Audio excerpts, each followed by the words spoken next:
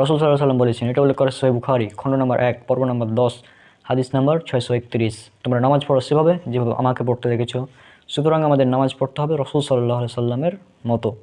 আমাদের নামাজটা যেন রাসূল সাল্লাল্লাহু আলাইহি ওয়াসাল্লামের মতো হয় এমনটা করার চেষ্টা করতে হবে। তো চলুন আজকে আমরা রাসূল সাল্লাল্লাহু আলাইহি ওয়াসাল্লাম কীভাবে নামাজ আদায় করতেন সেটা সংক্ষেপে জেনে নিই। প্রতিটি আমল কবুল হওয়ার জন্য প্রথম শর্ত সেটা হচ্ছে নিয়ত করা। আমাদের সেজন্য নামাজে দাঁড়ানোর আগে নিয়ত মনে মনে করতে হবে। এখানে বিশেষভাবে লক্ষণীয় যে আমাদের সমাজে প্রচলিত নামাই তোয়ান বলে যে নিয়ত পড়া হয় সেটা হচ্ছে বিদআত, কিন্তু আমাদের নিয়ত অন্তরে থাকবে, মনে মনে থাকবে, এবং আমরা নিয়ত করব যে যখন যে সলাতটা পড়বো সেটা, ঠিক আছে। এবং এটা উল্লেখ করে সহিহ বুখারী খণ্ড নম্বর 1 পর্ব নম্বর 1 হাদিস নম্বর 1, অর্থাৎ সহিহ বুখারীর প্রথম হাদিস হচ্ছে নিয়ত সম্পর্কে, যে নিয়ত করতে হবে। ইন্নামা আমালু বিন্নিয়া, প্রতিটি আমল নিয়তের উপর নির্ভরশীল।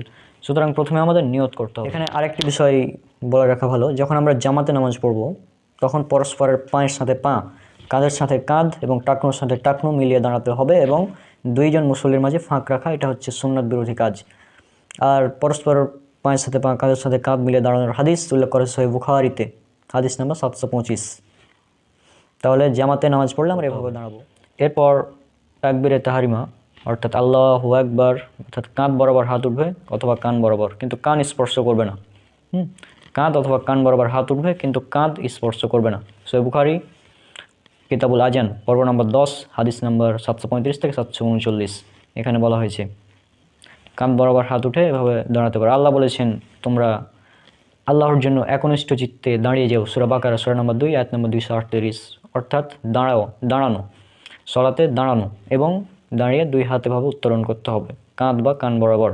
এরপর তাকবীর দিতে হবে, অর্থাৎ আল্লাহু আকবার বলতে হবে।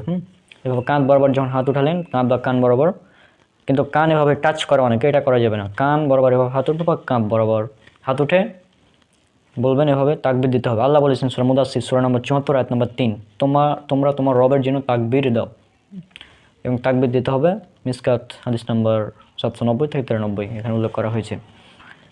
এভাবে কাঁধ বরাবর কান উঠে আল্লাহু আকবার বলতে হবে। এখন ইমাম জোরে আল্লাহু আকবার বলবে, মুক্তাদি বলবে নীরবে অর্থাৎ আস্তে। যখন আপনি কাঁধ বরাবর হাত উঠালেন